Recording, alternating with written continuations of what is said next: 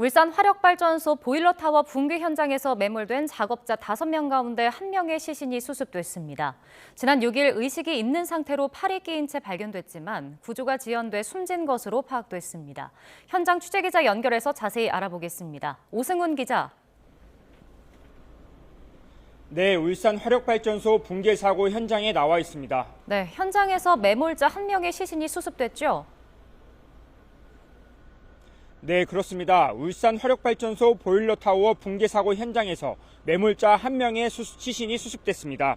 소방당국은 오늘 오전 11시쯤 사고 발생 93시간 만인 오늘 숨진 상태인 매몰자를 수습했다고 밝혔습니다. 수습된 매몰자는 40대 남성으로 지난 6일 오후 팔이 끼인 채 발견됐고 당시에는 의식이 있었던 것으로 확인됐습니다. 하지만 무너진 잔해들에 깔려 구조가 지연되면서 다음날 새벽 사망 판정을 받은 것으로 파악됐습니다. 앞서 사고 현장은 인근 타워의 추가 붕괴 우려로 지난 밤사이 내부 수색이 중단됐습니다. 오늘 오전 10시 반쯤부터 구조대원 17명이 투입돼 매몰자에 대한 추가 구조 작업이 이뤄졌습니다. 붕괴 사고 현장에 매몰돼 있는 작업자는 현재까지 모두 4명입니다. 매몰자 2명의 위치는 파악됐지만 이미 숨진 것으로 추정되고 나머지 2명은 아직 실종된 위치를 찾지 못하고 있습니다. 이로써 현장에 있던 작업자 9명 가운데 5명이 구조됐습니다. 구조인원 5명 가운데 3명은 숨졌고 2명은 중상을 입어 병원에서 치료를 받고 있습니다. 네, 붕괴 위험성에 있는 4호기와 6호기는 해체를 서두른다고요?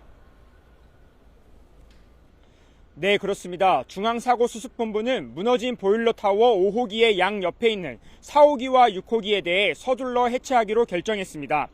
매몰자를 구조하기 위해서는 대형 크레인 등 중장비를 동원해야 하지만 인근 타워의 붕괴 위험성이 커 현재는 투입이 어려운 상황입니다.